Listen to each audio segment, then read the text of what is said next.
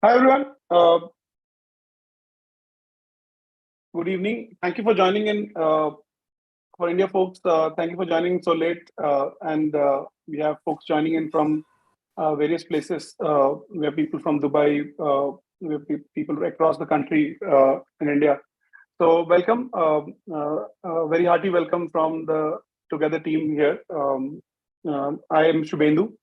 I'm part of Together team and I take care of the Web3 initiatives. And few months back, almost 6-7 months back, uh, together we decided that we should do something for the Web3 community.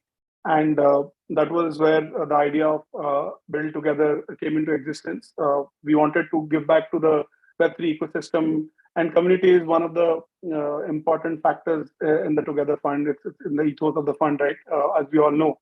And so what the idea was that we wanted to not only just do a few learning sessions, but we wanted to run a full program so that we help the Web3 ecosystem in general. And we realized that the ecosystem is very new. So there was a lot of mentoring, education, learning, guidance, coaching that was needed. And that's how this whole concept of BUIDL Together was created with few nuances, few differentiating factors. It was not a run-of-the-mill program which a lot of places run, right? It had some of the common features such that we had learning sessions, master classes, but also we had some other features which made it very different. So I have quick some numbers that I want to share so that everybody knows what happened in the last 3 months at the program and the context is set, and then we will go ahead with the presentation. So my screen is visible, Amrita? Yeah. When we can see it. Okay, yes, Shubham. So basically, the program highlights, right? It was across 12 weeks. So we started with a formal application process. We received 70 applicants. These were all 70 Web3 startups across sectors like DAO, NFTs, DAO tooling, DeFi, gaming, right? And based on certain parameters that we had decided, basically how good the team is, we focused a lot on the team. We focused a lot on if the Web3, the founders had Web3, you can say aptitude, they understood the Web3 ecosystem well. And one interesting thing that we did was that the cohort was selected by the mentors, right? All the mentors were involved in the program. They selected the cohort, and that was done through quadratic voting. So Together team did one round of shortlisting, but the mentors decided who should be part of the program. So it was done in a very democratic way, just like the DAO, right, the Web3 fashion. And after the startups were selected, we took them through master classes with all these mentors. There were one-on-one office hours. There was peer learning, right from your how do you design your tech stack, how do you design tokenomics, how do you build a community, all of the important aspects of building a company and also building a Web3 company.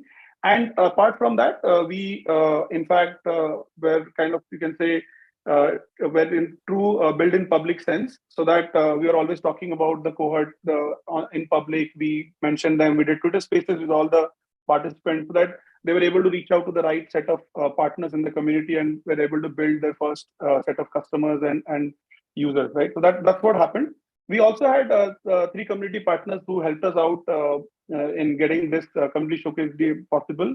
All these 3 are community partners, communities in itself, OG Club DAO, Product House, and Superwoman DAO. 3 of the representatives are here today with us, so they will actually also talk about their community initiatives quickly and make us understand how we can collaborate there. Right? That will be also my side. Off to you, Amrita. If you can just introduce the fund and also what we do at the fund apart from BUIDL Together. Sure. Firstly, would really like to welcome everyone. Very, very warm welcome to our community showcase. We have 10 really amazing startups here. Quite excited to show you what they've been working on over the past 3 months or so, right? I'd actually like to talk a bit more about the community perspective of what Together is doing, right? In terms of a fund, of course, we're a SaaS-focused fund, mainly built from India. We're about a year old, right? And you can maybe learn a bit more about us on our website. I'll just link that in. But since today is a community showcase, I also want to talk largely about really what we're doing in the community aspect, right? In today's age and time, community is used a lot, right? And it is very easy to use, but the meaning in itself is actually really complex, right? So the uniqueness of the fund really is to focus on community building, right? So much so that in fact, one of the partners, Avinash Raghava, is in fact a community partner, right? This is how much importance the fund gives to the larger ecosystem, right? And for those of you who have probably interacted with Avinash, you'll really have an idea of the large the large impact that he's made in the SaaS ecosystem, right? What do you play with it?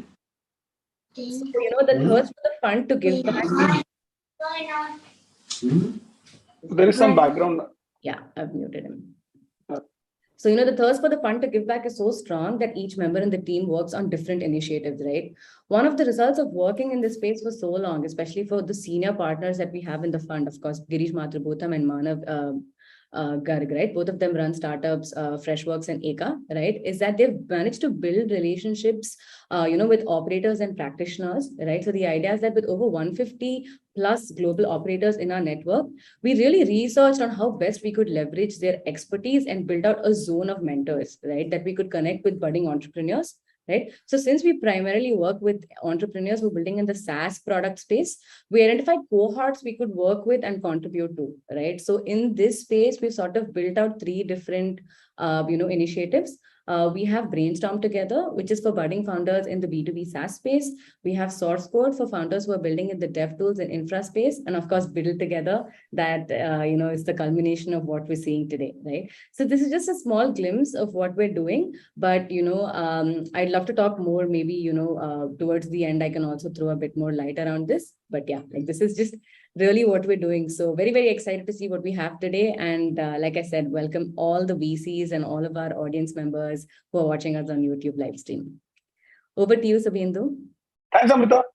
So we'll quickly get started without further ado. A few house rules. It'll be great if you can have yourself on mute if you're not speaking.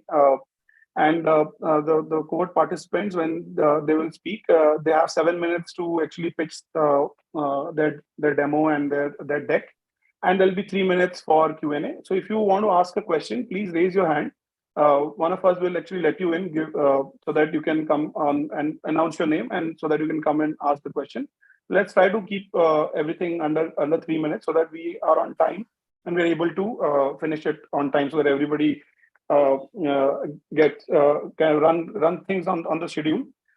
And I have a form that I put it on chat. It's basically for you to explore collaboration ways with the cohort participants.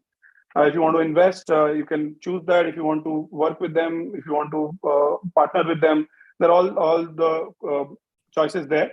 And post the demo day, in the next coming 2-3 days, we will actually connect you based on your responses, right? So each cohort participant has that option there. So there are all the 10 options there. Unfortunately, one of the participants will not be able to join today due to medical emergency. The company name is Metawork. We will actually send out their information with the demo video in the next 2-3 days. There was a medical emergency at one of the founders' relative. That's why he's not able to join us. But we have 9 amazing companies with us today, and they've been toiling hard for the last 3 months, and along with our mentors. Some of the mentors are present here today, and they've done amazing work, and we would love to show you what they've done. And we'll start it with Surabhi from Dygnify. Best of luck, Surabhi. Off to you now. Let me know if you can see my screen. Yeah. Okay, great. Right. Hi, everyone. Thank you, Shubhendu, Amrita, and the entire Together ecosystem.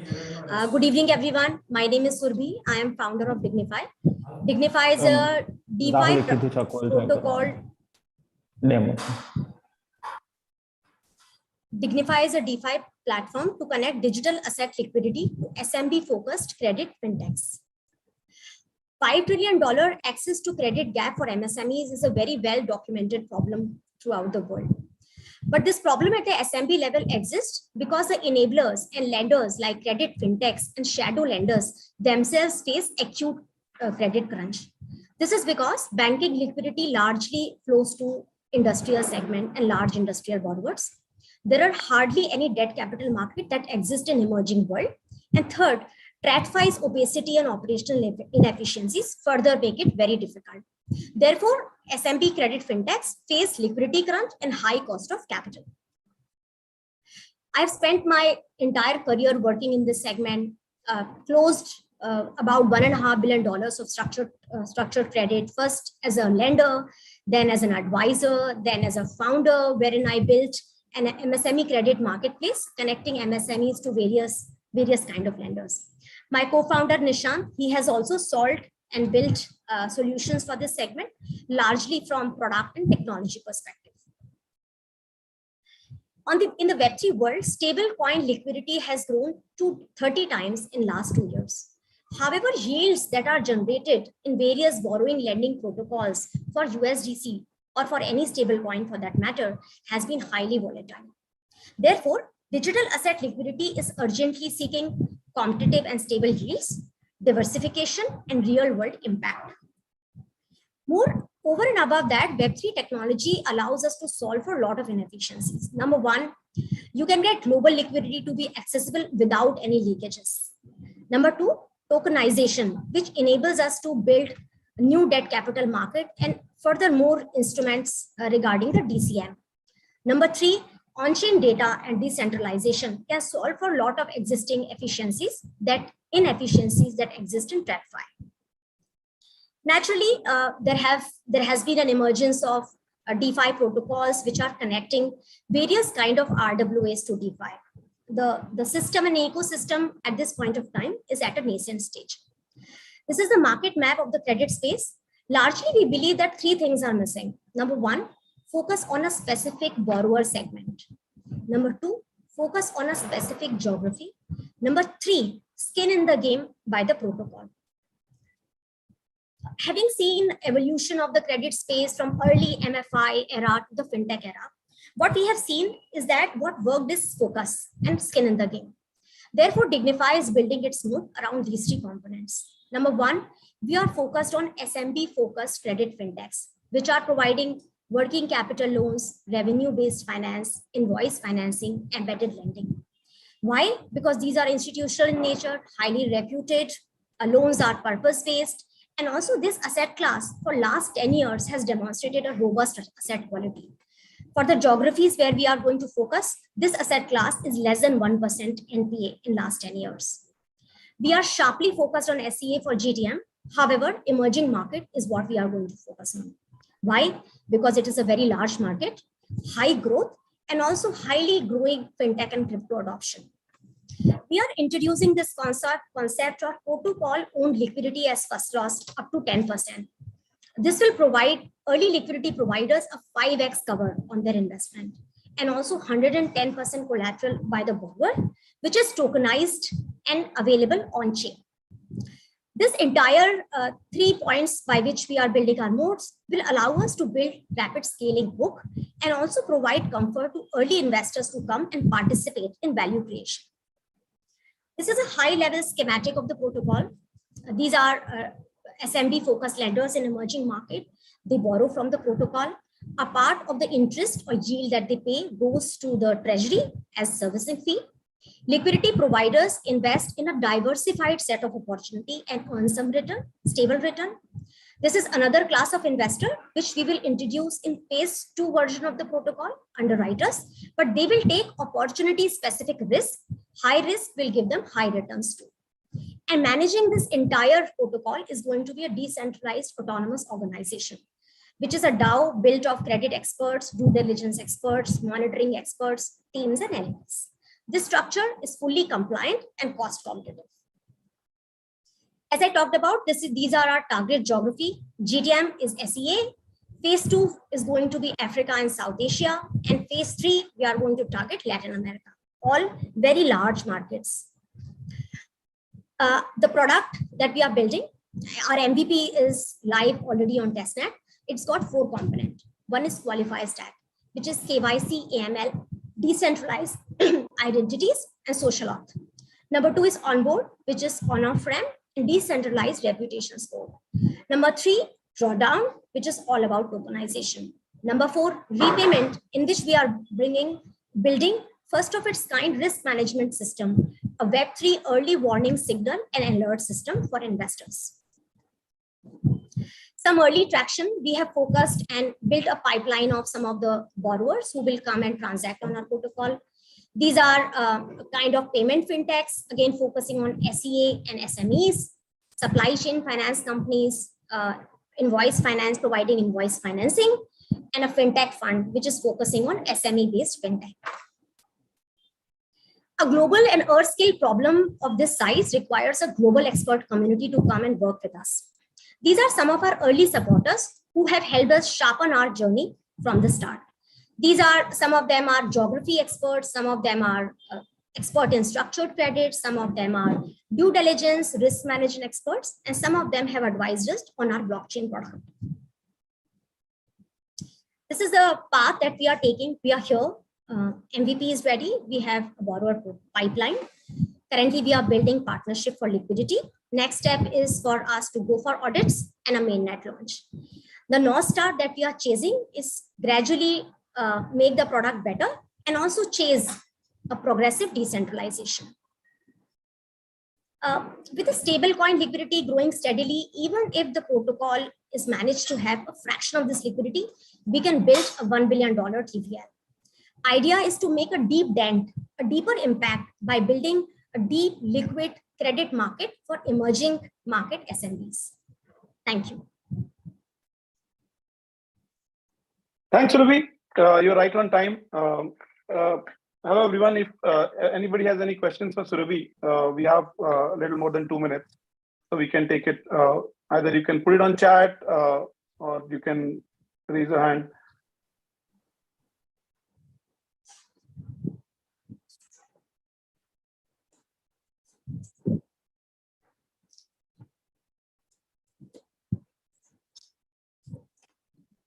Paresh has asked, how can we prevent against Terra kind of collapses?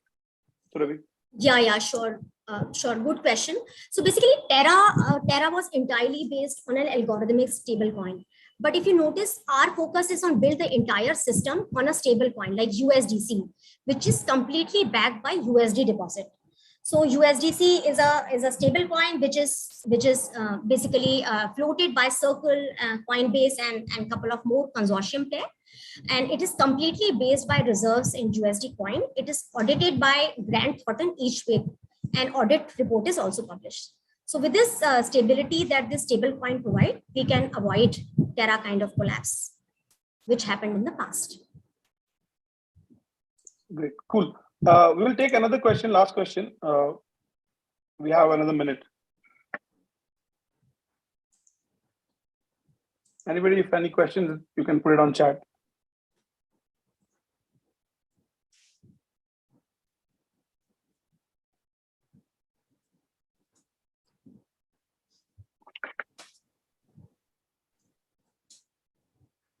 Okay, Akshay says great presentation. Thank you, Surabhi. I guess we are right on time. So we have up Kaushik from Safient next. Kaushik, are you ready? Yes. Also. Yeah, great. Let's start. Can you see the screen? Yeah, we can see the screen. All right. Hey guys, good evening. I think it's late in night for a lot of people. Thanks for joining. So my name is Kaushik. I'm from Safient. So at Safient, we work on the problems pertaining to the recovery and inheritance in the crypto and digital space in general. So I'm sure all of us can agree that this basically the decentralization, crypto and digitization has given us a lot of power or freedom for individual in terms of ownership of digital asset and information. But at the same time with this power, right? So there is a tremendous amount of challenge as well as responsibility regarding how to ensure the management of these assets and information, as well as recovery of these assets and information if something unforeseen event happens. And so the existing solution this crypto space has right now, or the decentralization space has right now, through the banks or custodial institutions like banks, estate planning attorney, or appointing trusted institutions. So the other mechanisms that are available through our crude solution, such as writing it in a piece of paper, keeping in some physical paper, or backing up in a drive where it's lot unsafe than the other methods. So this creates a lot of other vulnerability in terms of theft and as well as loss of access. So this particular problem, onboarding problem, is something not new. A lot of people have been talking about it, including CZ from CEO of Binance has recently pointed out in one of his interview that wallet recovery and inheritance is one of the hardest problem right now, which is preventing the mass adoption of this crypto or decentralization. So at Safient, we closely associate with this particular problem, and we believe that a digital as well as a non-custodial recovery and inheritance is the solution, which has to be secure as well as convenient for anybody to use. And so that's why we developed a protocol. So in this protocol, we ensure that there is something called as a digital safe. We call it as a Safient safes. And this particular safe can be recovered or inherited with two things. One is exactly at this right event, as well as by the right beneficiary. So those are the two things that we care about. At the same time, we focus mainly on three things: making sure that these digital safes are very much secure. That means these are secured by some of the multi-party computation cryptography techniques to make it much more robust, as well as we provide the claim feature. So that means this particular safe will have a claim event. It could be an off-chain event or an on-chain event that could be attached to this particular safe, helps in the recovery at the right time.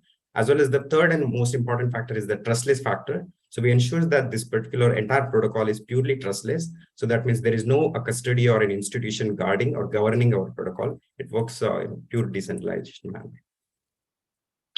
So in terms of the usage, it's pretty simple. So we have like very few basic steps to interact with the protocol. So the first, the user will be just to come to our platform or a protocol and create a safe.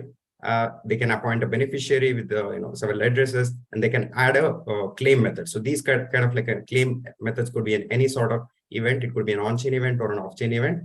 And once that is set, so the beneficiary who is assigned can claim these kind of digital safe at any time. Once these the claim events are being verified, so finally the reconstruction will begin using our protocol at the right time to the right beneficiary. They get access in a secure manner. So to make this happen, we have a network. So we obviously create a beneficiary a part of this network, and we have a trustless guardian and arbitrator. These are entities who are responsible for making sure that these verification of events as well as the reconstruction of these safe happen at the right time. So we have a strong economics that is backing our entire protocol to make it much more secure. So obviously the user who is going to use our services will have to pay a small fee to ensure that they get inheritance and recovery methods, recovery features. At the same time, the guardian network, or basically this decentralized guardian network, is incentivized for their active as well as fair participation. And in the future, so we have planned our native protocol token, which will add much more security to our protocol with the help of which will act as like a utility as well as a staking model. So this is like a quick market landscape. This is a very small subset of what we are actually trying to reach out. So as you can see, in 2021, MetaMask itself has grown to 20x compared to its previous year in terms of user acquisition, and it had 21 million active users during just the 2021. And this, as you can see, the non-custodial crypto asset space itself is like a 200 billion, the industry. So we believe that a lot of these kind of like tooling or infrastructure, all these audience require recovery and inheritance, and these are the market that we are targeting. So in terms of the customer generation, we have obviously three main categories. So community is our main focus at the very beginning, as well as the developer edition. So we will make sure that there is enough validation as well as the traction, and eventually that will lead to the developer version where we can any sort of the existing wallets could integrate with our protocol to get much more scale as well as the robustness to bring robustness to a protocol. And finally, our solution could be integrated with the enterprise solution as well to provide wallet management, the existing custodial wallet management with the safe recovery using our protocol, and which will eventually build more trust and growth to our protocol. So in terms of the solution, these are the solutions that we have already built. So there is something called as a Safient wallet, which provides the recovery and inheritance solution, and a Safient voucher, which is a non-custodial way of gifting crypto, NFTs, giveaways, and everything. So this is currently in the early access, and the community is loving our product at this time. Please hit us to know more about this. And Safient Safe is something, a digital vault, where any sort of digital information could be stored and eventually recovered by their inheritor or beneficiary.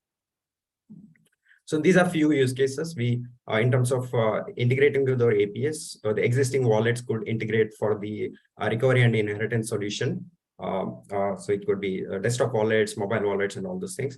The hardware recovery, the hardware wallets could also use our protocol to store any kind of recovery instruction, which could be eventually inherited. And even the custodial, it could be MPC wallet, MPC wallet, custodial asset management, or even the general asset management could leverage our solution. So in terms of the competitive space, we distinguish ourselves with providing native recovery solution, possible integration with the existing wallets, and we provide even the APIs for the custodial enterprise custodial wallet management to integrate. So these are the solutions. So mainly, as I pointed out, focusing on community, developer. In our next version, there will be a pay-per-use model where the existing tooling and infrastructure could integrate with the product, and the enterprise will have the custom plans. So this is the current roadmap. So we have our network in the alpha test network. So we have our SDKs and solutions to be tested out with the community. We are getting much more traction through this. In the next quarter, we'll be releasing our beta testnet, where a lot of the node runners could onboard to our platform, so that we can make it much more decentralized. And eventually, the final the Q2 of 23 will be rolling out the mainnet, where we'll be adding much more functionality to the protocol, as well as do a lot of auditing and as well as run bug bounty programs. So we believe that we have the right team. So myself, I have an information security background, working in the Web3 space for close to 5 years full time, as well as my co-founder Raju Singh. He has a background of finance, business, as well as legal background to bring expertise into our solutions. So we are backed by some of these well-known advisories from some of the well-known organizations in the Web3 space. So that's Safient. So if you feel that this is something interesting solution to you and you want to collaborate or partner with us, do reach out. Thank you. Thanks, Kaushik. We have an audience question. Does it use Gnosis Safe under the hood? So basically, our protocol is very generic in terms of recovery and inheritance. So how it works is it's an off-chain recovery and inheritance. So we don't do it's like so we don't use a multi-sig to do the asset management. Rather than we can integrate with existing any of the wallets. So yeah, so to answer you, it's an off-chain solution. So we don't use any sort of on-chain recovery like Gnosis provides at this moment. Got it. Thanks, Kaushik. Anybody else? We have another minute to take one more question. While Kaushik is answering, Nitin, you should get ready. You are up next. So Paresh is asking, how is the recovery different compared to Argent? Okay.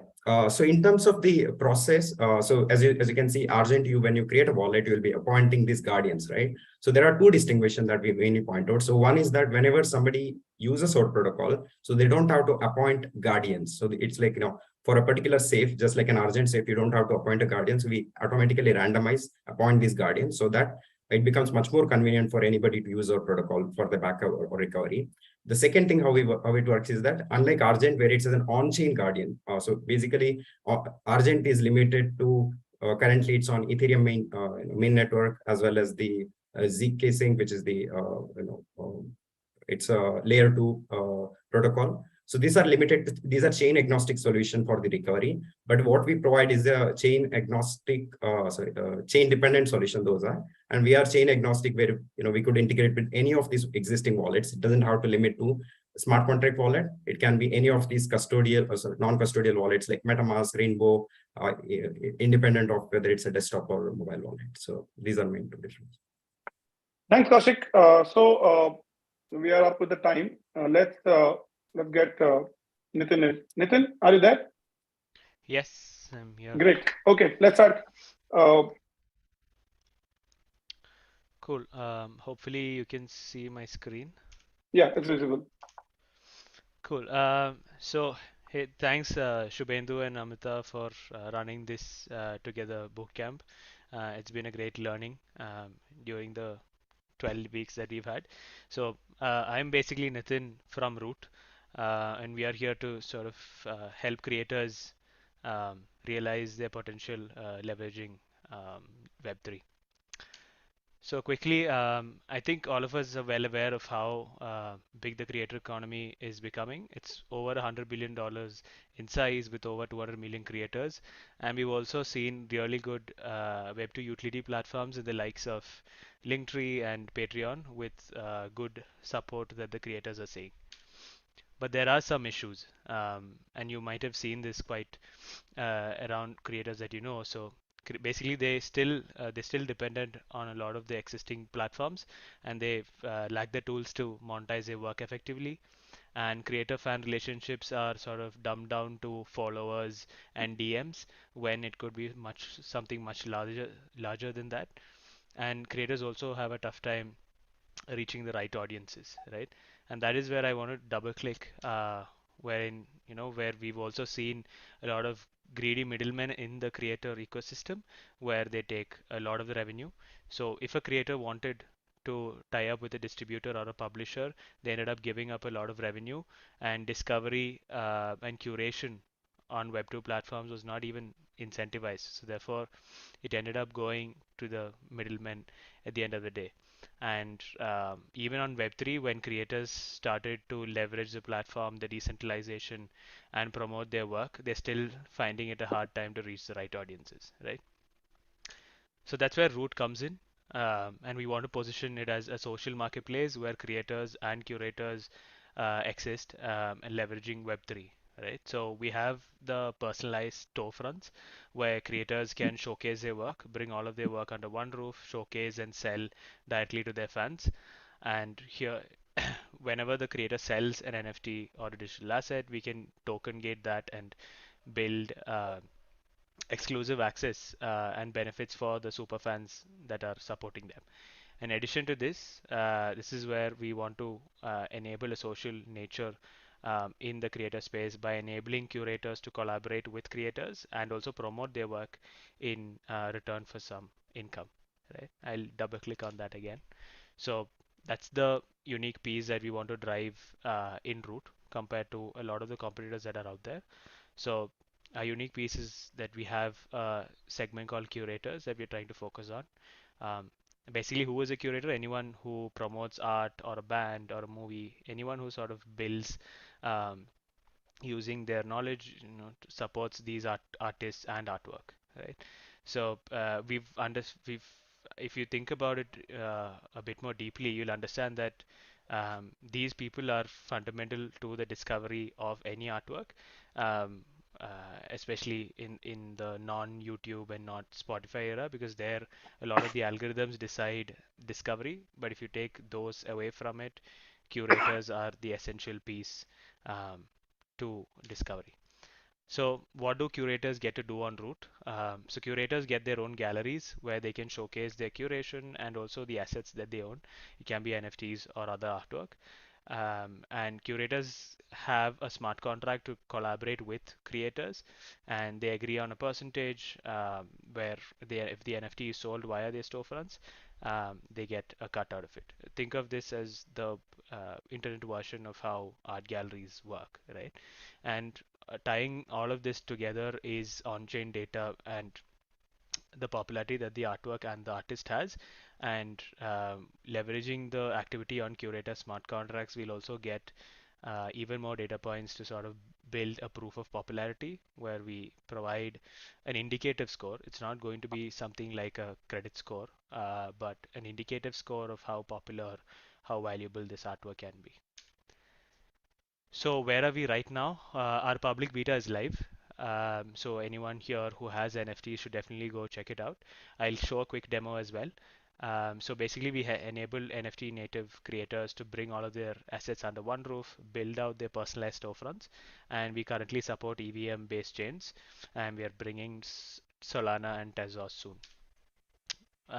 We've onboarded 80 plus creators on Root, signing up some movies and music projects till the end of 2022.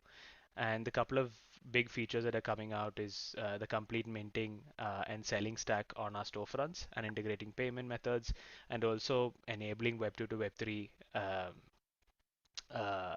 signing ups, right? So we have self-custodial wallets which are used against social logins, and we are also trying our curator POCs as well. So users that have tried out our MVP love us, and we've received some good feedback from the creators themselves. I'll quickly show you a demo of how this would look like. So one of the creators that had set up their storefronts. So basically, it's really easy to set up this storefront. You can set it up in a couple of minutes. You connect your wallets. We load all the NFTs across chains, and you can easily drag and drop and put it, right? So so there are multiple other creators that are engaging on the platform and are keeping on updating whenever they have more NFTs to showcase. Oops, sorry. Yeah, so many good examples that we have, and I'll just quickly show you how easy it is to. So I can quickly view how my public profile looks like. Add a new NFT.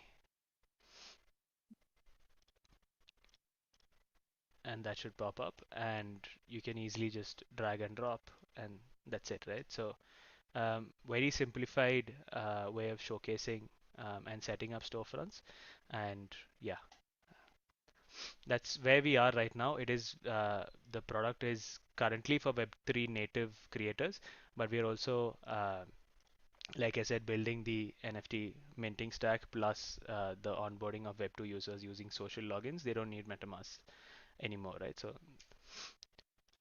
So yeah, so just to wrap up, these are three players in the network. So one is the creator, of course, where they get to set up their portfolio and showcase all of their work, and they can also monetize from their storefronts directly. And then there's a fans segment where they can collect and get exclusive access, and the curators who are there in the ecosystem to promote their work in return for earning commissions or even tokens, right? So the business model currently, we're looking at a standard platform fee for any NFT sold, and a 10% commission from our merchandising partners and premium plans as well. So we're also thinking of a token play later down the line once we acquire product market fit. It's a quick view of the roadmap. In the interest of time, I'll quickly skip this, but basically there's the MVP is live. We're building our NFT creation and selling stack, and we'll soon start building a curator frameworks. Who are we targeting? We're basically targeting two audiences, which is the creator segment, which is across. These segments are primarily underserved in the streaming and other era. It doesn't, but we are generally open to all segments of creators. But these creators sort of go well with the curator network, and these are sort of some of the curators and TG that we are looking at. Quick view on competition. Lot of Web3 storefronts, Web2 plus Web3 storefronts out there. But essentially, we've found the lacking of a good growth engine in them, where they've had to market their features to grow, which is where we're trying to build in the curator framework, wherein the curators are incentivized to sell the work of the creator, and therefore the growth happens. Quick view on the founding team. We are a group of ex-entrepreneurs who've had multiple exits. We also come with good understanding of product and tech, working in bigger firms as senior members of the organization, and we also have really good talented folks in our engineering team handling the blockchain as well. That's a quick view of Root. So we are also looking to raise our pre-seed in the next couple of months before the end of the year. So if any of you are interested to sort of in the product, feel free to reach out. And anyone who knows creators that would love to use a product such as this, do reach out as well. Thanks, Nitin. Yeah. Yeah, thanks, Nitin. Amazing. For everybody's information, Nitin is actually down with COVID. He just got the report an hour back, but made it. So kudos to him for an amazing presentation, while he's also down with fever and a paracetamol. So, Thank you, Nitin, with the interest of time, I'll just ask one question. We have an audience question. Curators have a fixed percentage of commission, or does it vary? Yeah, so that's the beauty of a smart contract, right? Like it's something that you can decide between the curator and the creator. Great. I think we'll also come to a standard percentage once we start moving. I think 10 to 20% is something that can work depending on the value that the curator brings. Got it. Cool. Great. Thanks, Nitin. Please take care. Have a good rest. Thank you. If you want to see the whole demo, you're welcome to stay. Otherwise, you can log off and have a good sleep. Take care. No, I'll be here. But Yeah, cheers. great. Thanks, Great. guys. Thanks, everyone. Great spirit, Nitin. That's the spirit of a founder. Cool. Moving on, we have Sanket from OG Club, one of our community partners. Sanket, if you're up for a quick introduction about the community. Yeah, thanks. And Shubhendu, while, thanks, Amrut. yeah, go ahead, Sanket. Yeah, just continue. I'll just take it. Yeah, I can Yeah, hear so you. thanks, Shubhendu, thanks, Amruta, and thanks to Weather Funds team for inviting us here. Been lovely being a part of this initiative. So quickly about OG Club DAO. We are a community of Web3 founders, investors, enthusiasts. We actually started just as a community, and now we are also working on our NFT collection. So if I have to put it in one line, what we are your DAO gateway to the Web3 ecosystem. Done around 70 plus IRL meetups across the country and internationally. I've partnered 50 plus companies and communities. And I'll be not far to say that we are one of the most buzzing communities around. So we are also looking for contributors as well as partners. If you want to partner or contribute, please join our community. Reach out to me on Twitter. Just dropping in a few over here. So yeah, thank you guys. Thanks. That in the interest of time, I think I'll just put it over here. Thanks, Ankit. In fact, OG Club DAO, Superman DAO, and Product House have been very instrumental in promoting the Community Showcase Day along with the Together team. And all of these partners have made it possible for what we are seeing today. Thanks, Ankit, for the quick introduction. Moving on, Roshan, you are up next. Roshan from Trikl. Are you ready? Yes, let me just share my screen. I'll get started. Thanks for the opportunity of presenting. We are Team Trikl, and we are building the world's first mobile, first blogging platform that rewards users every time they engage with the content, while the creators can own their content on our platform. Now, before getting into the details, I would like to introduce our team first. My name is Roshan Sharma, and my co-founder Shalu Pawar. We both are IIT Bombay graduates and have known each other for over 8 years. I am a Web3 content creator. I have worked with CoinDCX as a blockchain advisor. I have also worked with EY and World Bank as digital finance, blockchain strategy, and emerging tech strategy in South Asia, while Shalu is a Web3 full stack developer with over 3 years of experience. She led software development for and product management for Disney and their world's largest cruise lines. Together, we have also built an e-commerce marketplace for creators where we helped hundreds of creators sell their handmade products. In our Web3 journeys, we have participated and won in 5 out of 5 Web3 hackathons.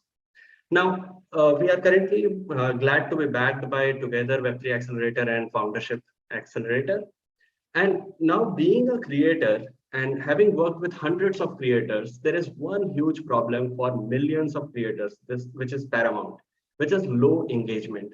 And the current platforms are highly inefficient at solving that. Not only this, but the current platforms don't provide the creators with any ownership of their data and still charge 10, 20, even 100% commissions. And the value which is generated by creators and their users aren't passed to the users itself. So keeping all these problems in hand, and we targeted a very specific group of creators. Our focus is on bloggers. So why bloggers?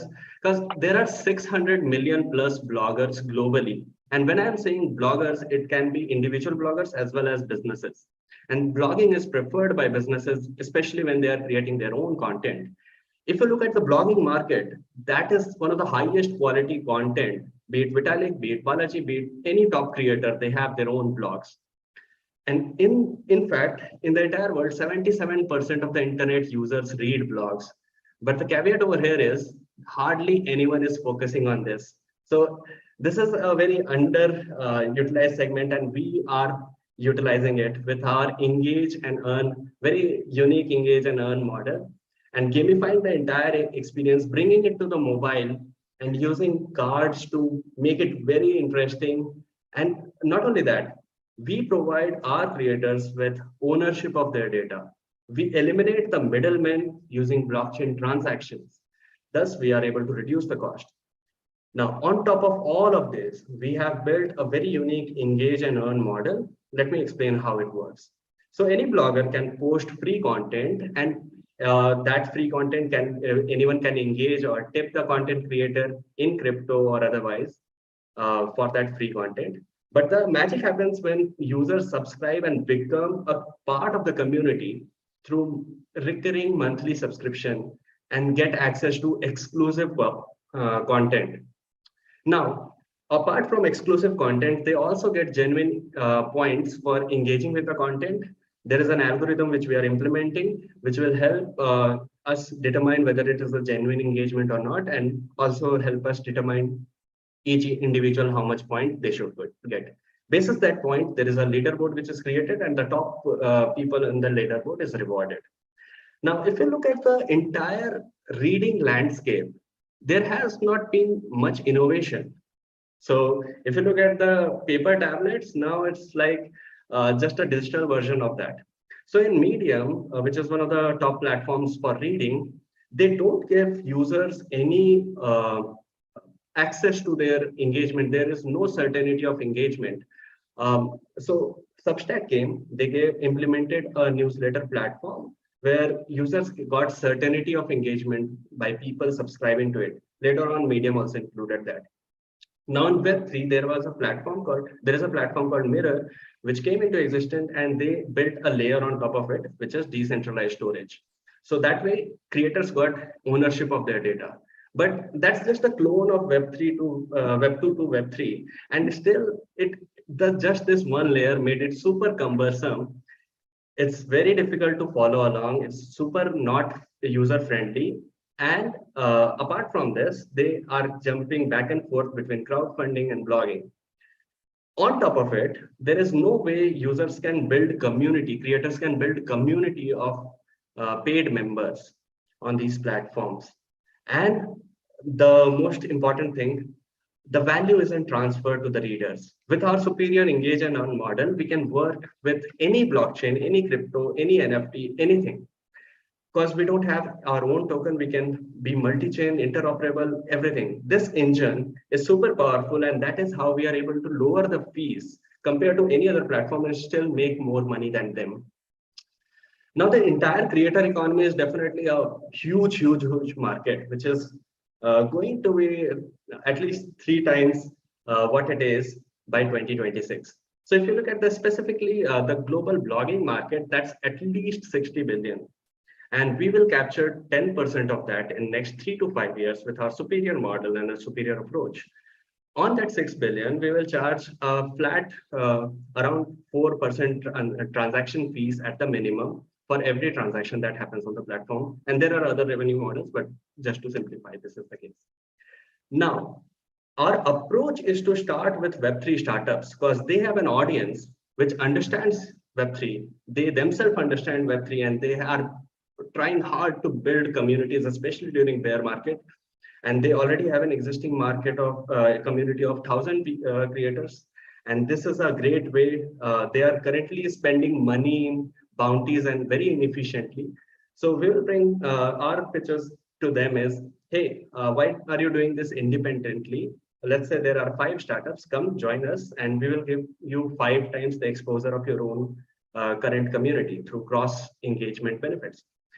Next, we will also onboard Web3 creators and give them bounties, sponsorship, grants, or we can help them collaborate with existing Web3 startups on our platform to get started. This will incentivize, once we have more creators on the platform, we'll have better content. The quality of content will improve, which will incentivize more users to come on the platform. Once there are more users, both the payment which they are giving, that will increase the reward pool, and the engagement will also increase since there are more users. So combined, these two will incentivize more creators to join our platform. And this 10x better with this 10x better value proposition, our product is currently in private beta. We have around 50 people in our waitlist. We are adding more daily. Our on-chain blogging platform is there. We are working on our engage and earn layer, building that layer on mobile. Our light paper is in place. In Q1 we will be launching our app, at least the preview version. And to sum it all up, I want to give you one example that giveaways are a very powerful tool. In fact, giveaways. So our entire model is kind of like giveaways. So if you look at the world's largest content creator, he built his entire empire, Mr. Beast. He built his entire empire on giveaways. All the creators with whom we have interacted with throughout our lives have run giveaways. In our previous startup, we ourselves, in fact, with Trikl, we doubled the follower base of Trikl platform by running a giveaways and doubled it in less than 48 hours. So that's the power which no one is utilizing, and we are doing that. We are also looking to partner with to fundraise, and happy to answer any of your questions. Thank you so much. Thanks, Roshan. There is one audience question. Other than low fees and access to content, are there any other value transfers to readers based on engagement? Sorry, can you please repeat once again? Sure. Other than low fees and access to content, are there any other value transfers to readers based on engagement? Yes. So there are three models. I didn't get into the details, but there are three models in which anyone can earn. There can be reward pools which can be created, and the value. So users reading the content, if they lie on the top of the leaderboard, they get the rewards. This is that. That reward can be NFTs, crypto, whatever the content creator decides, and you will get that information beforehand. Now, this reward pool can be created by one of the three ways. One, with the monthly payment subscription as a percentage of that subscription. Second, for Web3 startups, they have the money and they are running bounties inefficiently currently, and they can just put that money in their reward pool and bring on users and give them value. Third, both these Web3 startups as well as these content creators can collaborate together, where the content creator is kind of like advertisement model. So a new type of advertisement model will be there, which will create that reward pool and create high quality content for the startup as well. So these are the three models in which we can generate reward pools. Yeah, that's the answer. Yeah, cool. Thanks, Roshan. Is there any other question? Anybody on the Zoom call? Yeah, there is another quick question. I will take this as the last one. Is your private beta open for all content creators? That's a good question. We are actually working with Web3 content creators at the moment. The major reason being the understanding and the frictionless onboarding which happens with Web3 creators. And our focus is Web3 startups at the moment. So yeah. Got it. Cool. Thanks, Roshan. Thanks for an amazing presentation. For the opportunity. Yeah. So Aju from Streammoney, Yugal, are you there? Yes. Okay. You're up next. Sure. Best of luck. Thanks. Hi everyone. Good evening. So this is me and Piyush. We are building Streammoney, a protocol to unlock conditional ownership and liquidity for NFTs. Right now, $40 billion has been logged in NFTs, and only 20% of them has certain utilities in the project, and rest of them are illiquid assets. So we believe that there can be, if we can make it transferable, there is a way to provide liquidity to the NFT holders. Presently, it is very resource consuming for developers to build such a protocol, wherein and also only staking is the only service where they are providing value to their holders. They are looking at as rentals, lending as a service, and there is also no standard to mint token gated access as of now. Whereas NFT investors, they have a liquid asset and They are looking at integration as rental services so that they are not relying on projects to open up such a financial instrument, as well as when you are putting it on a land, they are not able to exercise utility because often it is sent to escrow account. So and across they need a composability so that they can exercise or use rental, BNPL and loans at the same time. So, and then there is another entity, NFT owner consumers, which can be a borrowers. They are faced with a higher entry to barrier because they have a behavior where they are not Web3 native as of now, and they want to experience first, then they want to make a decision making later on. So to solve this, we have created a protocol which is escrowless in nature and can also provide composability across different financial instruments. This protocol can enable rental as a service, loans, and token gated access, and provide value to the token holders. So we intend to aggregate asset supply on our protocol, and we want to deploy this protocol on different blockchains. Right now, we are live on Solana DevNet, and once we capture the asset supply, it will go on to the application layer, which can be hosted by us, and as well as we will have an open API to share this asset pool with different protocols or the demand channels.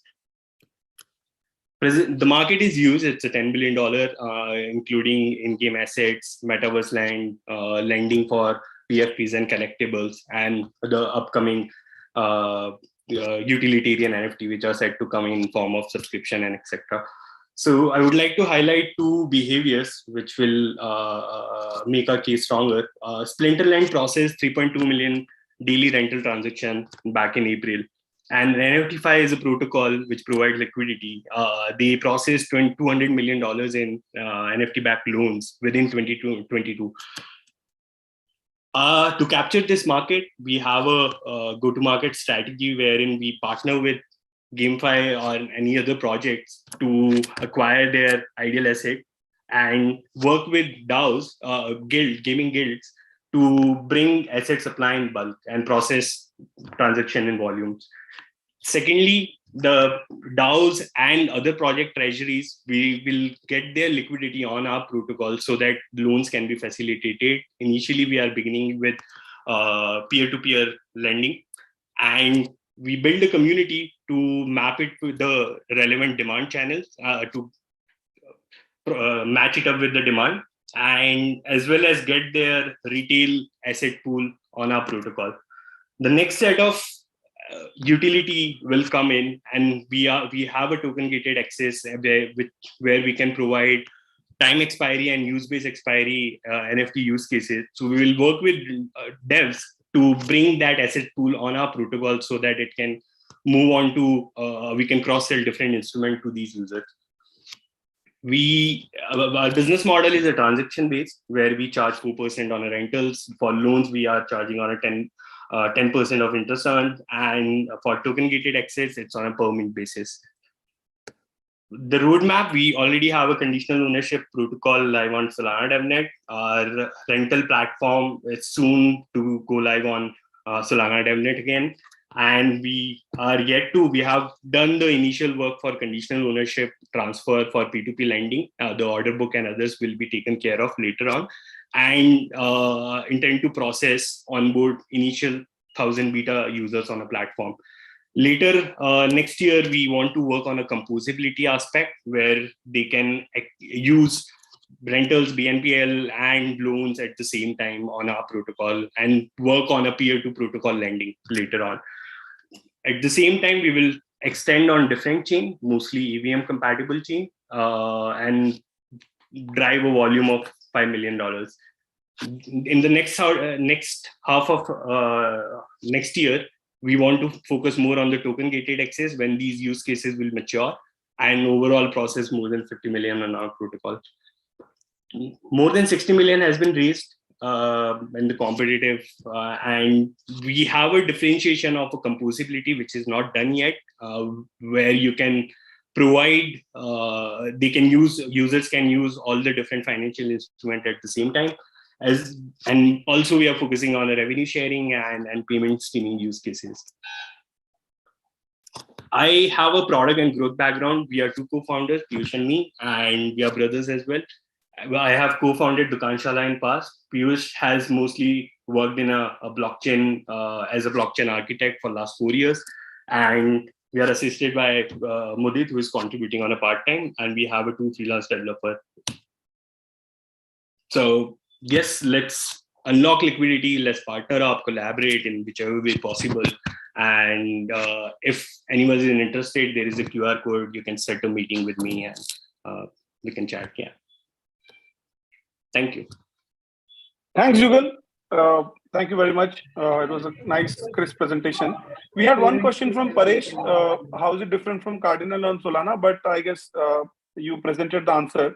Anybody else who has any questions for Jugal? We have a couple of minutes. So I can take that question as well. Like Cardinal is more focused on building these conditional ownership use cases, not going on an application layer. They have a rental and staking applications, but loan is something, and providing like composability aspect is not they are focusing on, which we are right now at the moment. So these are the differentiation at the moment. Yeah, Paresh has a follow-up question saying, except loan, any other difference? So there is a revenue sharing, which is not done by them. It's a fixed price rentals they are providing. And secondly, when it comes to revenue sharing, there will be a need of payment streaming, because a low rental can be closed anytime because of the revocation mechanism in place. So we are taking care of all of these differentiating feature set, which will be required when these also start on the revenue sharing. Right. Cool. If there is no question, then we'll move to the next startup. Anybody else who has any question for Jugal? We have another minute. So while we're waiting for the question, Aju from LinkDot, you're up next. And Saurabh, I guess you're there from Product House, right? So you'll go after Aju for the community introduction. Great. Thank you, Jugal, for a crisp presentation. Yeah.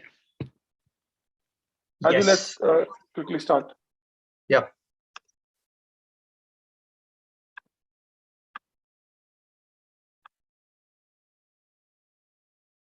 I hope this is visible. Yes. Yeah. Go ahead. Best of luck. So a couple months back, we had this very weird experience. We were trying to find somebody to help us with our white paper over LinkedIn, right?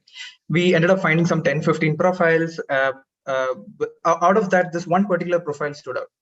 Like too good to be true profile. We thought, like, why not get on a call? We got on a call. It's just not the fact that there was a completely fake work history. The guy thought Satoshi Nakamoto was a Korean boy band. I mean, how do you find people who knows what they are talking about, right? I mean, this is not just a Web2 problem. This is a world problem. Now we are solving this for the blockchain ecosystem. Everybody. My name is Ajuji Nair, co-founder LinkDot. We are building a unified reputation profile for the Web3 contributors. Our mission is simple. We want to make the work done on the blockchain ecosystem and the people who did that work discoverable for the world to see. Now you do that by having a trustless credentialing layer. Now the blockchain ecosystem does that in 2 ways. Right now, obviously, your financialized on-chain footprint is available for everybody to see, and the second way of doing this is by issuing non-transferable NFTs. The logos that you see on the right are the credentialing platforms who use non-transferable NFTs for credentialing. Rabbit Hole does it for education, Bankless does it for some courses, GitHub does it for open source projects, Autospace does it for DAOs, Nooks does it for achievement, etc., etc., etc. Now, the beautiful thing about the Web3 is one individual will end up working in multiple protocols, multiple chains, doing multiple roles. And you have multiple tools and many more, 30 plus credentialing tools to use. Now, what ended up happening is there is no singular work history profile for Web3 contributors. Now, the solution for that is simple. For our mission of finding the right people at the right time, having a trustless reputation profile, the solution is simple. We have to aggregate all your credential or your reputation all over your ecosystem, over chains in one particular place. You aggregate all the on-chain credentials and achievements in one single profile. Our product have three main modules. One is obviously aggregate and showcase. You get to aggregate all your NFT credential badges, your course completion certificates, your co-apps, everything in one place. You get to issue and verify your DAO experience. Obviously, those data is available. We aggregate all of that in one place. Testimonial NFTs are basically similar to what you see in LinkedIn, but it's an NFT like me telling Subhendu that like his mentorship has been of great value for putting this pitch together. Now, when you have the first two modules together, that makes a trustless search and discovery for contributors and contributions, the work in the blockchain ecosystem. This is how the product will look like. Our UX philosophy is quite simple. We want our profile to be a time-stamped list of your on-chain achievements and work that you have done in the blockchain ecosystem. The thing that you see on top is your activity streak in the blockchain ecosystem, whether it be the achievements that you have unlocked, the courses that you have complete, or the quests that you've finished, that will show up on your top profile, and you get to search the collaborators that I mentioned before. This is how the user flow works. Profile NFTs are a way for people to come on board to our platform. That's a gateway to our platform. That's how you sign up to our platform. The moment you claim your profile NFT, we already have your, since you are connecting your wallet, we already have all your badges available. Your profile will be ready for you to claim. Now, if you don't have the badges that you intended, you get to connect your wallet or handpick the badges that you want to showcase. And if you don't have any footprint that in your experience, then we have a third-party marketplaces where you can go and fetch these badges, which is available for you guys to claim. When you have that sorted, that's when the search and the discovery part of our product comes into play. The utility of our product are many. I mean, two things that stands out during our user research is obviously one is for hiring. You get to search for a particular task, a particular gig that you want to get done. You get to search which particularly that. And the voting, the governance in DAOs are obviously right now a little more financialized. We want to get it even definancialize the voting power that you give to these individual wallet profiles. And we obviously want to replace your LinkedIn bio. We want to take over your Twitter bios also. Why now?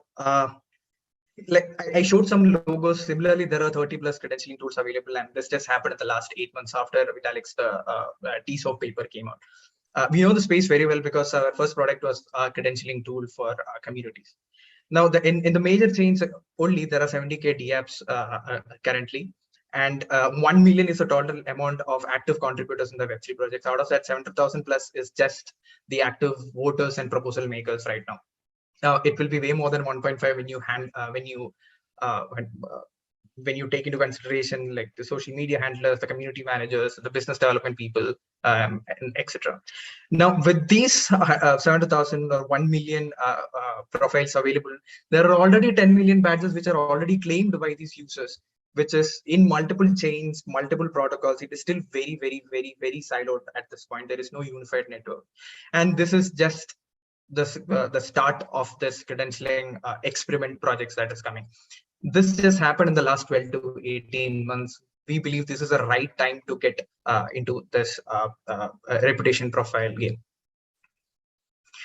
We have two main revenue models. One is obviously for the organizations to post jobs and like a premium bundle of features, and for custom badges, etc. And second thing is, like I said, there is a marketplace for finding your if you've been doing 1,000 transactions in Ethereum, then you can avail a badge, zero knowledge badge, which are available, and you can go and claim that. Now, these are done by third-party partners, and you get to we get a commission of that. Our GTM is, like I said, we have profile NFTs are a gateway to a profile, and 700,000 of those active contributors, their IDs are available. We are experimenting this in. We'll probably work with Crux here to to find these profiles and like this ecosystem. Second thing is obviously the core utility is Web3 hiring, and our holy grail of contributors are in the events and conferences. So that's another route that we are taking.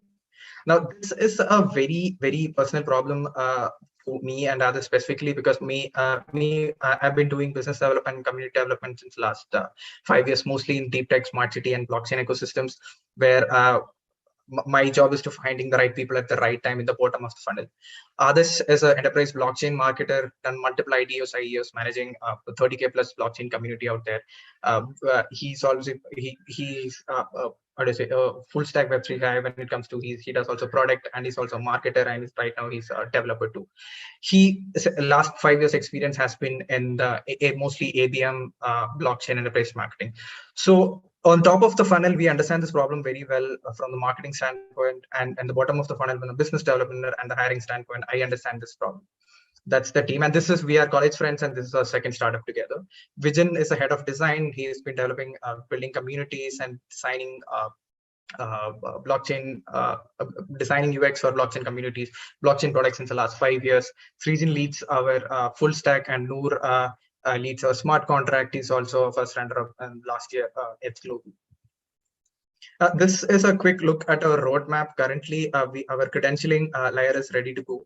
The end of this year, we would have the aggregation and the search and discovery part of things, and by the mid of next year, we want the full stack of we want to have the like the job posting and the premium features ready to go. Thank you, and obviously we are supported by Together Fund Foundership. It's a product that came out of our first product came out of one of the ISV's cohort. I'm also an entrepreneur in residence at Fire. We would like to work with you guys. We are still in the development phase. I'm sure most of the guys here are actively contributing to the Web3 ecosystem, so I'm sure you guys have a lot to contribute here. Scan this QR code, join our private beta. We would love to reach out to you guys. We'd like to build this entire project with you guys. And yeah, to sum it up, we are LinkDot. We are replacing LinkedIn for the Web3 ecosystem. We are a unified reputation profile for Web3. Thank you. Thanks, Raju. We have a couple of questions for you. So one question is, when distributing a badge, who pays for the airdrop? This is from the YouTube live. Right now, we are bearing that cost. Okay, cool. Yeah. Thanks. There is another question from Chirag. How do you capture a contributor's contribution to multiple DAOs in case the DAO is not distributing bounty via Dwork or similar app? Okay, so right now, the kind of proposals that you would have made, the kind of votes that you would have done, the kind of transaction, very financialized kind of contributions that you have done, that's the only thing that we can capture right now. And if the reputation NFTs are not there for the off-chain work that you do in DAOs, that is not available right now. Okay, got it. Any more questions? We can take one more question. We have some time.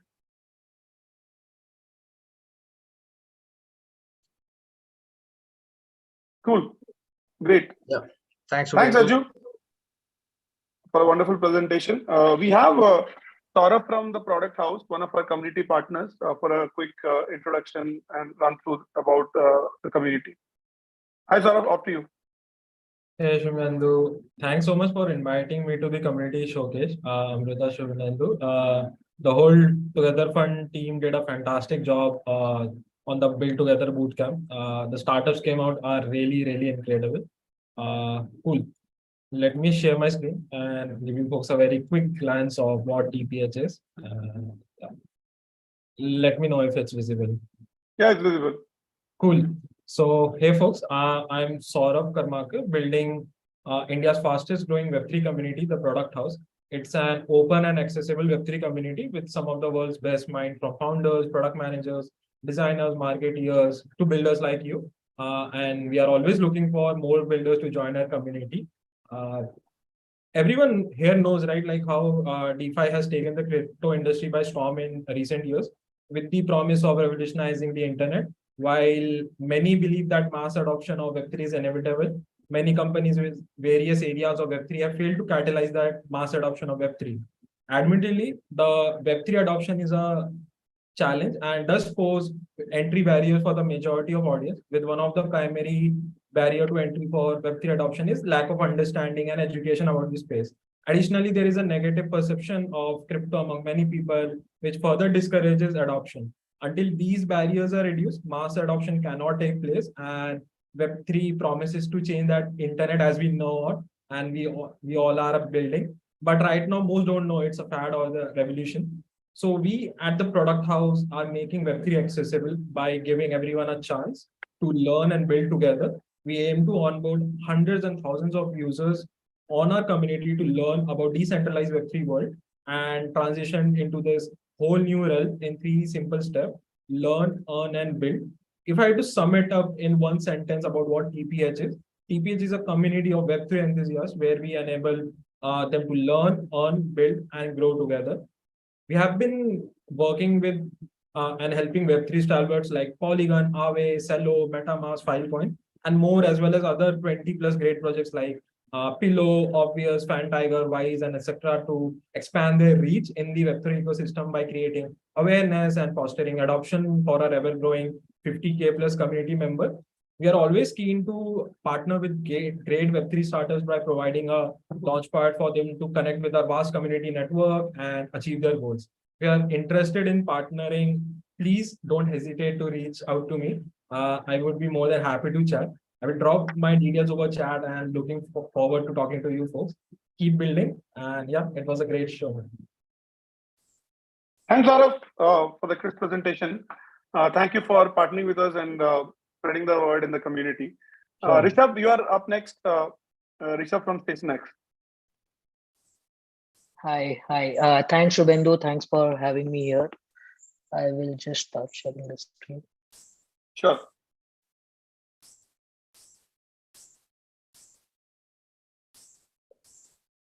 A very good evening, everyone. I'm Rishabh. I'm the co-founder and CEO at StationX. At StationX, we are building a protocol where communities can come together, have a common pool of capital and use it towards a common goal, and govern it together, right? So any sort of an implication where a community comes together, pools some money and, uses it towards a common goal, they can do it on StationX. How did we come across this problem? I was investing in Web3 since 2017, 2018.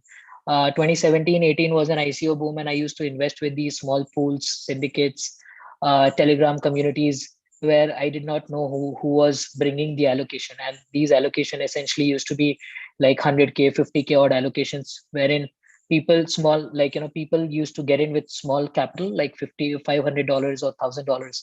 And all of this was done on chain, where the funds were sent to the individual's wallet. So there was no community ownership.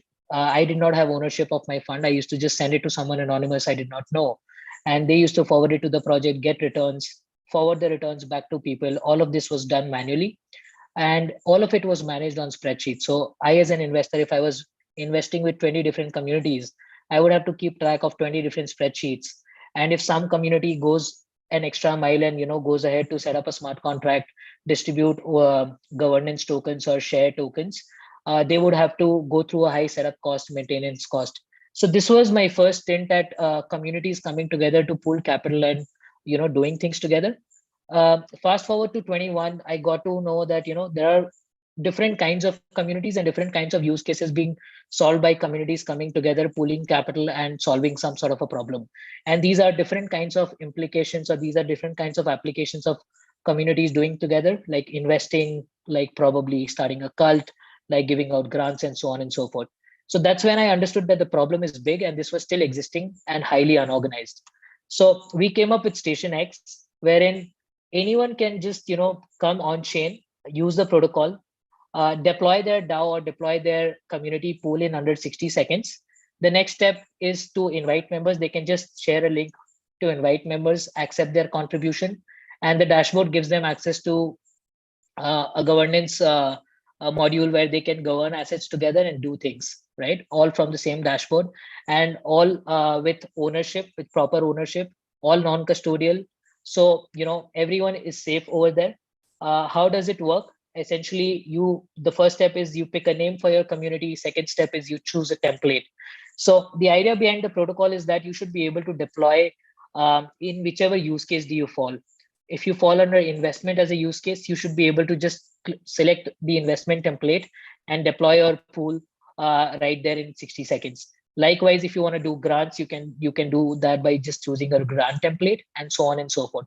The third and the final step is to set your parameters, like how you want to gate your community. Either is it through ERC20 or it is through NFTs. how you want to set your governance, and what are your treasury rules like.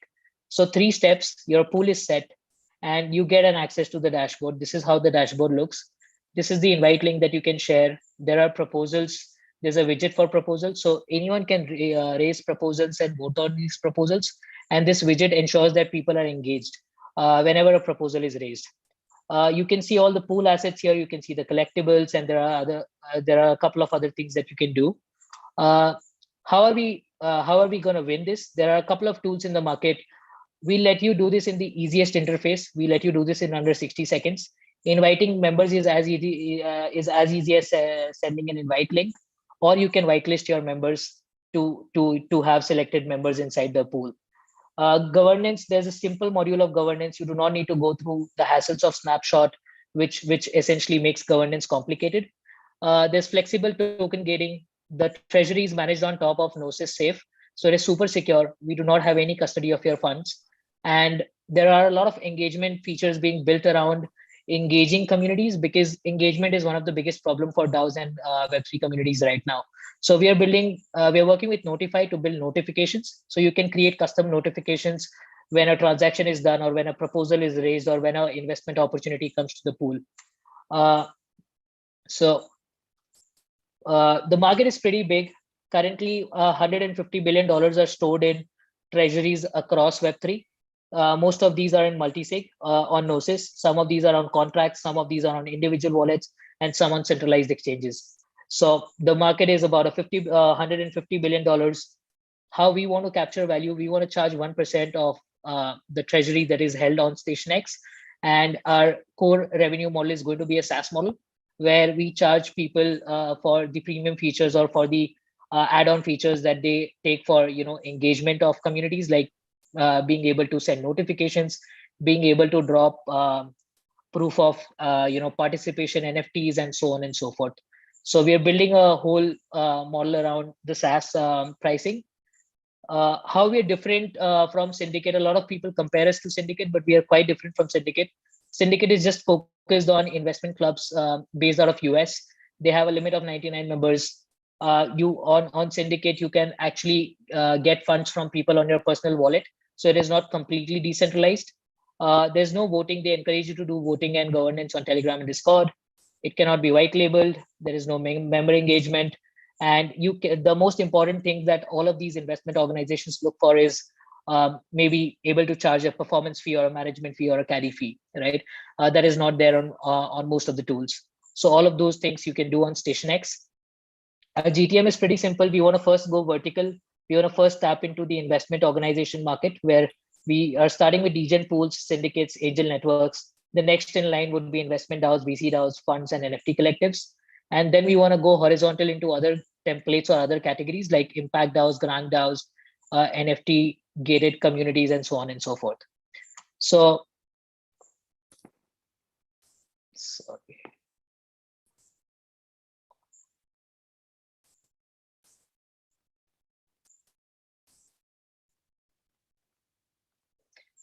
On the product roadmap, we are starting with a MVP, which allows anyone to spin out an investment pool or an investment organization in under 60 seconds. The next in line is to create utility tools for these organizations, like exit mechanism, notifications, and gasless transactions. The third phase is around engagement, where people would be able to do token gated video conferencing. They would be able to collaborate and raise proposals, and they would be able to do POP drops to its community members.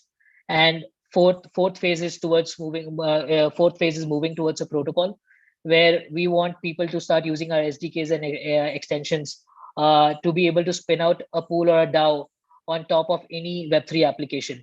Apart from that, there's a template builder that we are looking to build, and the template builder would allow anyone to just build a template and contribute the same to the protocol. So we do not have to essentially build out all the n number of templates that will exist going forward. Apart from that, there's an Explore marketplace that we are looking to integrate with, where people can trade secondary DAO tokens or secondary community tokens from different DAOs and Web3 organizations. In terms of support, we've received grants from Polygon DAO, Aave Grants DAO, Filecoin. These are the 3 ecosystems that have supported us so far. We are currently a part of Kernel Block 7, which is a cohort for Web3 founders and folks in Web3. And of course, BUIDL Together and Shubhendu have been supporting us from day one. We've just started our pre-seed. We're raising the first round right now. So any VCs, any angels out here who would want to first give the platform a try, because you could really use this to spin out your syndicate and probably invest in deals that you generally do. So I would love to have some private beta testers from here. We are currently in private beta, and a couple of pools are testing out the product, deploying between 200K to 2 million in capital. A bit on the team, there are 4 of us, 4 founders. All of us come from the same university, IIIT Bhubaneswar. All of us from comp science backgrounds. This is our 3rd startup. First was in university. Second was a services business, which we scaled to about $1 million in revenue in about 18 months. And then we shut that down to completely move into Web3. And that's when we started joining different communities and plan to solve this problem. Quickly, I can, if I have some time, Shubhendu, I can show you the demo. It will not take more than a minute. So here, if you see the dashboard, you can essentially see the pools or the syndicates that you're a part of, either as an admin or as a member, right? Now, what I can go on to do is I can create a club. I can create BUIDL Together DAO. Let's say this is an internal DAO for BUIDL Together teammates. 3 steps, your DAO will be set. The next step is to choose the template. These are some templates that just to show right now our GTM is only focused around investment DAOs and investment organizations. The 3rd step and the final step is to select how I want to gate my community. So I can select like a non-transferable ERC20. This makes it a private pool where the tokens cannot be listed in the market. You will have to burn the tokens to take an exit. Transferable ERC20 makes it a public pool. So you can say you can build models like Seed Club, or you can build models like Global Coin Research and a couple of other public VC DAOs out there. And with NFTs, with transferable NFTs, you can create like any other NFT project. And with non-transferable NFTs, you can create models like Orange DAO, where you have like a lifetime membership with a soulbound token. So I will select a non-transferable ERC20. I can just set my governance to something. This makes it a highly trustless, decentralized, and a permissionless pool. The final step is to set rules around my deposit. I want to close deposits on 31st. I'm raising a minimum of 100 and a maximum of 1,000 per member. And let's say we are raising $100,000, and that's it. On clicking of next, you basically do a smart contract interaction, and your pool gets deployed. This usually takes 2 minutes. However, I have one created right now. So this is how the dashboard looks. Once your pool is created, you have like 100,000 tokens to be minted. There is 0 deposit right now. So you can click on this deposit button and deposit some funds. In case you guys want to test out, or you want to play around with this, I'm just sharing the invite link here so that you can maybe deposit, get some test USDC from this faucet, get some test Ether, and you will be able to deposit. Finally, on the proposal, what we've done is as a part of these templates, we've built out commands that these DAOs or these organizations will need on a day-to-day basis. So if you select like an action proposal, you can create, you can write around this proposal, and you can choose commands that you need on a day-to-day basis, like distributing dividends to members, like rewarding a particular member, like updating governance settings, changing total raise amount. In case you are doing like a 2nd round of funding from existing members, you can change total raise amount. You can send tokens to an address. You can send it to a company you are funding. As a part of distributing tokens, you can just deduct carry right here and select the token that you want to distribute. It will automatically distribute the funds to all the members of the pool in proportion of their holding. So this is all that you can do with StationX. Happy to answer any queries. How much time do I have, Shubhendu? No, you have. You don't have any much time. So you've got beyond your time, but that's cool. All right. That's fine. We had some leverage because one of our core participants section is not presenting, right? So we have 1 minute extra for everybody. So we have one question that we'll take from the audience. Can a pool invest into other pools? Yes, you can. Okay, great. So in case you invest in another pool, basically you get other pools token sent to you, or you directly mint it. Okay, great. Thank you, Rishabh. Vibhu, are you there? Vibhu from Proton is next. Thank you so much. Yes, I'm there, Shubhendu. Yeah. Hi, everyone. This is Vibhu. I'm from Proton, and thank you everyone for this opportunity. So at Proton, we are basically building infrastructure for decentralized apps to go chain agnostic, right? We all use Amazon, right? And now let's say if you go to Amazon and you want to buy a T-shirt, and then you go to the checkout page, and then while you're making payment, Amazon says, okay, you need to have funds in ICICI Bank because we, the merchant, have our bank account in ICICI Bank. But let's say, but that does not happen, right? Like Amazon accepts money from any bank, right, to any bank, and that's how things are done in the Web2 apps. But in Web3, the problem is that if you want to, let's say, if chains are banks, and if a decentralized app is on one chain, and if I have my funds in another chain, I'll have to bridge and swap all of my assets and tokens in order to interact with the dApp. Now that's a very broken user experience, right? That creates a lot of friction, a lot of bounce, right? Why this shouldn't be the case if you are thinking to onboard the next 100 million users to Web3, right? How we are solving this is by extracting all of this complexity of multi-chain world for the end user, right? By providing infrastructure to the dApps to take care of all of these transactions that user has to do on the back end. The user doesn't have to worry that on what chain is the dApp on and on what chain my funds are, right?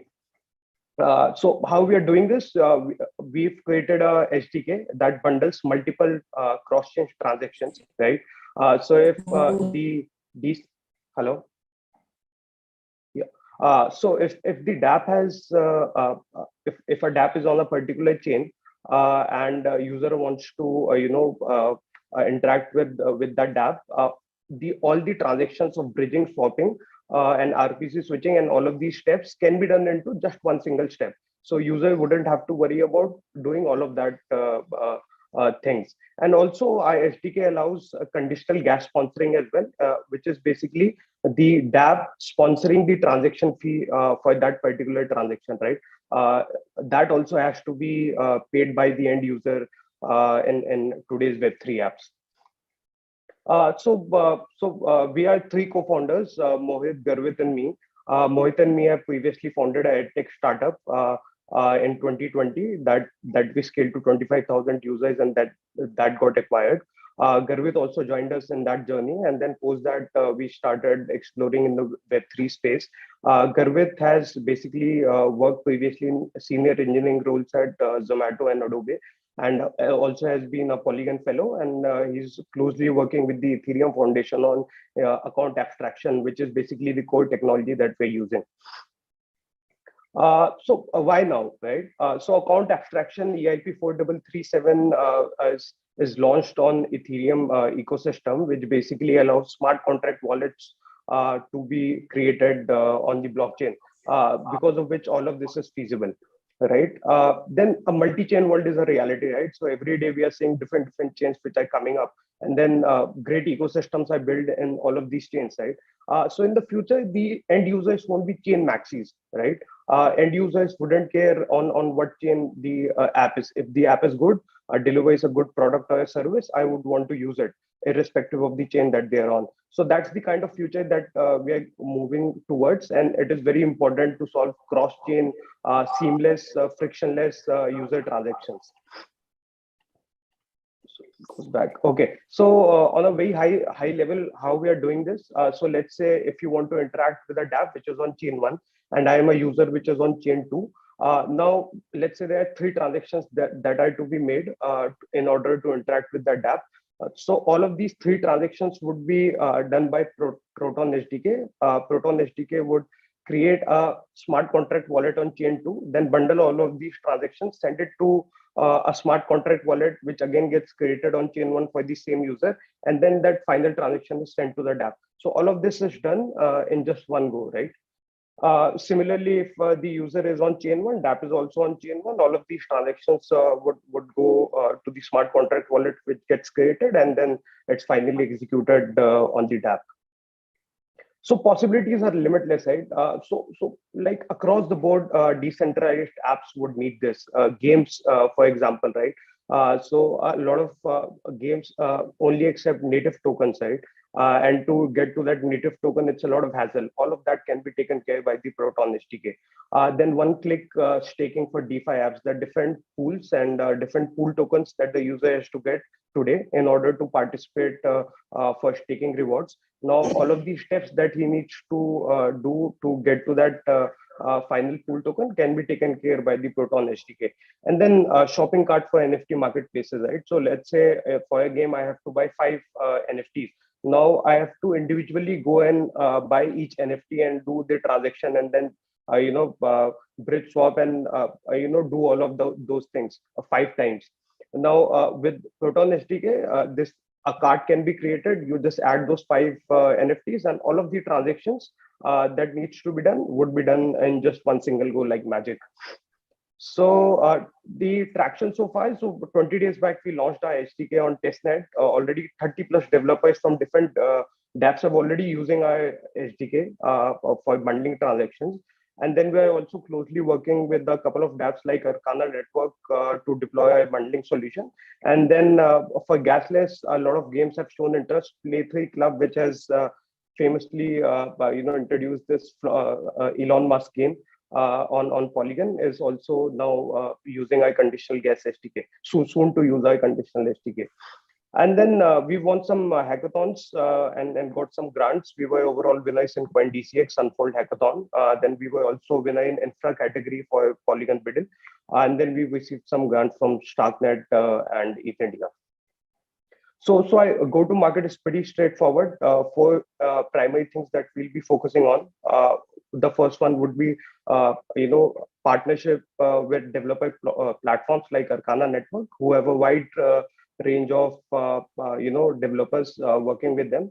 Introduce our SDK to them, make them see how useful it is, and then working with new L1 L2 ecosystems like Starknet, which are creating a lot of good dApps, but not a lot of users are on these chain sides, so they would want liquidity from across chains. So it would make a lot of sense for these ecosystems. And then going to conferences and hackathons, making relationship with different apps, and then creating a lot of content and developer education around account abstraction, smart contract wallets, how it's got more benefits over externally owned account wallets like MetaMask, right? That's where the future would move. But if I talk about revenue streams, there are 3 things that we are focusing on. One would be the B2B revenue, which would be that all of these dApps would be paying us for our Paymaster and bundling SDKs. Then bundlers and paymasters. So these are basically middleware layer that are important for all of these transactions to be bundled and to be sponsored. Think of it as a transaction fee for each transaction. So that would be collected by Proton. And then going for enterprise solutions, right? Like custom APIs and custom services to some of the dApps. So yeah, that's about it. We are currently looking for good investors that can align with a long-term vision and would be more than happy to answer any questions that we have. Thank you. Thank you, Vibhu, for a crisp presentation. We have one question from the YouTube live. How fast will the whole process work? Will the user experience be as smooth as using same chain transactions? Yeah, so actually, so the time taken would be similar to what the user, probably because the user would have to go and figure out bridging and swapping, what bridge to use, where to get the native token.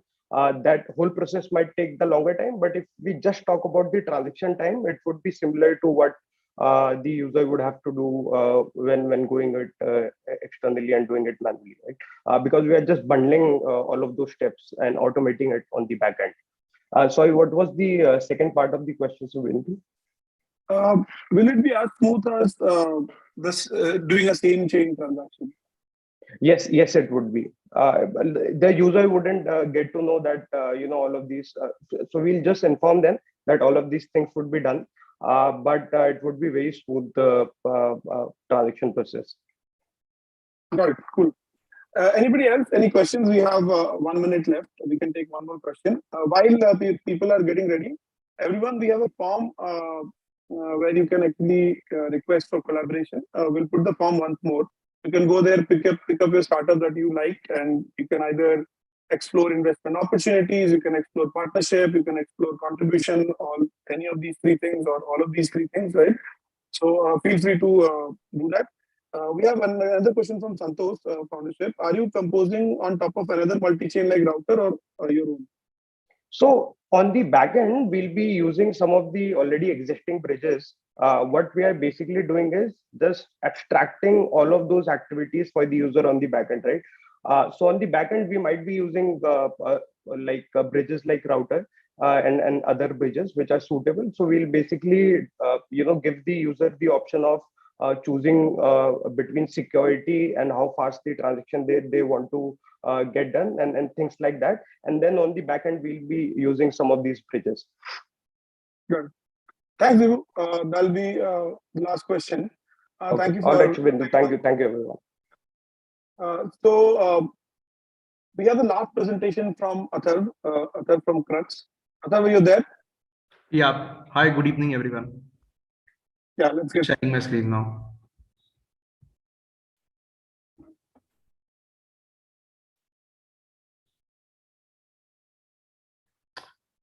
I hope it's on. Yes, I can see it. Great. Hi, everyone. Good evening. Atharva from Crux here. We are reimagining Web3 marketing. A little bit about the team. We are 3 co-founders. All of us met at IIT Bombay and have known each other for over 4 years now. We started out with building a social initiative in the middle of the pandemic. Then we built a real money gaming platform last year. And for the last 1 year now, we've been actively involved in Web3. We started out with helping gaming founders transition smoothly to Web3. And that's how we've been involved in the gaming space. So through these conversations over the last 6 months, we ended up speaking to a lot of founders and marketers in the Web3 space. And the single biggest observation in these conversations was that acquiring users is the biggest problem any Web3 project is facing today. Primarily because all of the traditional channels that were working in Web2 are no longer working in Web3. For example, Google ads and Facebook ads, which was a very big channel, doesn't tell you anything about the on-chain identity of the user. So somebody that you are targeting via Google or Facebook ads, there is no way to know if they are actually valuable to you as an on-chain user, right? Secondly, other channels like influencer marketing or partnerships, they're simply not scalable. They are very expensive. And thus what projects have ended up doing is they've spent tons of money in marketing, and all they've received in return is very low ROI, high customer acquisition cost, and overall a lack of product market fit, so as to say. And this problem is only going to grow every day that we spend in Web3. On one hand, we have this huge developer activity, over 2,000 games being built, tons and billions of dollars of VC money flowing in, and as and when these projects are ready to launch, they are going to end up spending a lot of money on marketing. On the other hand, we have a lot of user adoption happening on Web3, but still there is no clear link between the marketing resources on one hand and the on-chain users on the other. So there is a clear white space in how Web3 growth should work. And we think that the solution to such a big problem is to completely reimagine and reinvent how marketing works in the Web3 world. So to do this, we took a step back and we want to leverage the single biggest tool that we have at our disposal, which is on-chain data. We want to leverage this on-chain data to find out more about the transaction that every wallet does. Basis this data, we want to label every wallet, right? These labels will actually tell us anything and everything about the intent of a particular wallet, right? So eventually we want to be able to help the right projects find the right fit with the right users. To get started, we are helping games acquire users, and the channel that we are using to engage with users is promotional NFT drops. Our beta product will have 3 simple steps for any marketer who's looking to acquire users. Number 1 is finding the right set of wallets based on any filters that you want to apply, the kind of games that they are playing, the kind of NFTs they hold, the kind of transactions they have done. Once you discover the relevant wallets, the next step is to engage with them. Here you can customize your NFT campaign. You can play around with the content, with the description, with where you want to redirect them, and completely make it an interactive experience for the user. Once you drop the NFT in the user's wallet, the user usually discovers this NFT on OpenSea or Rarible, and they end up interacting with your project. We also offer end-to-end tracking of your entire campaign, right from clicks to opens to conversions to even who has bought the NFT. So this just helps marketers to keep on improving their campaigns. To tell you about one of the case studies that we recently did with a game called One World Nation, which is a crypto fantasy game. We helped them identify projects that had a similar audience. We helped them identify about 15,000 wallets, which had really similar activity. They designed these interactive NFTs to target these users. And the conversion rates that we've gotten so far are really great. About 20 to 25% of the people have ended up opening these NFTs, interacting with them. And about 5 to 10% people have actually signed up on the platform after our campaign. And all of this is done at a really low CAC.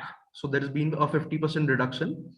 How we are pricing it is like a SaaS tool where there is a flat subscription fee for access to the analytics, and there is a variable fee for every wallet that you target.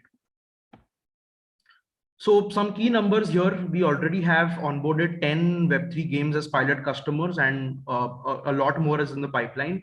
$7,000 in revenue already from 2 paying customers in just a span of the last 2 weeks. What we've done here, different from any of the NFT drops that you've heard about, is we've cracked visibility.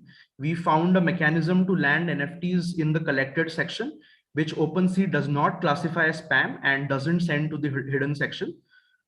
We've also, of course, gotten great conversion rates, which I think beats any other channel out there and gives great depth to the marketer. So the eventual goal here is to create a single gateway for Web3 marketing, enable the marketer to use as many channels as they want. Some of these channels we will build ourselves, for example, NFT drops or community marketing channels. Some of them we will integrate with existing providers. But the ultimate goal here is to drive all of Web3 marketing through a single platform for the marketer, which is Crux. So ton of things in the pipeline. We are adding support for all chains. We are going live with our public beta very soon. We are also trying out other engagement channels apart from just NFT drops, which is community marketing, wallet-to-wallet messaging, and also onboarding Web2 users. In terms of the profiling of wallets, right now we are focusing on-chain, but in the future we'll also add off-chain data points and create a more comprehensive profile. We recently raised our pre-seed round 400K, which was almost 2 times oversubscribed. We've got some of the really supportive investors with us so far. And these are some of the games that we already have on board as pilot customers. That's it from Crux. Thank you. Thanks, Atar, for doing a crisp presentation. That'll be the last presentation. Anybody, any questions for Atar? We'll take it and we can wrap up the session. We have a few minutes. Yeah, we have a question, Atar, from Nitin. What is the time to open and time to conversion that you have seen after the NFTs drop? Great. So actually, NFTs, particularly gaming NFTs, is something that a user may not open on a day-to-day level. They will only open the NFTs when they have some access to the game or they want to do a transaction. But what we've seen is the rates that I mentioned, the conversion rates that I mentioned, are within 1 week from dropping the NFTs. So if we take a longer time span of about 2 weeks or a month, these rates are definitely going to be higher than that. Right. Cool. Thanks. Anybody else who has any question for Atar? We have a few minutes before we wrap up the session.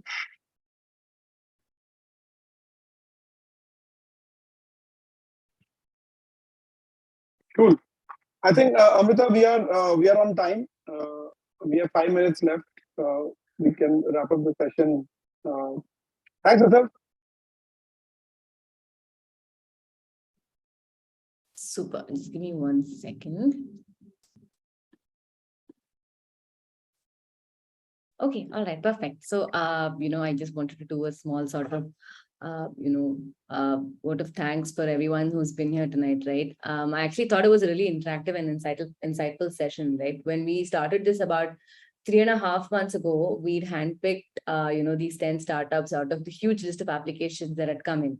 We'd actually put together a very solid filtration process, right? And it's really wonderful to see the culmination of all of their hard work over the past 3 months, right? And to see what they've built till now is actually quite amazing. Right. So I wish you all the very, very best with your ventures. Right. I'd like to thank you all for participating with so much enthusiasm and for bringing your energy, up until today. Right. The past 3 months have been nothing short of awe-inspiring. Right. I'd also like to give a huge shout out to the mentors, right? We've had 12 masterclasses till today, and we've seen some amazing sessions.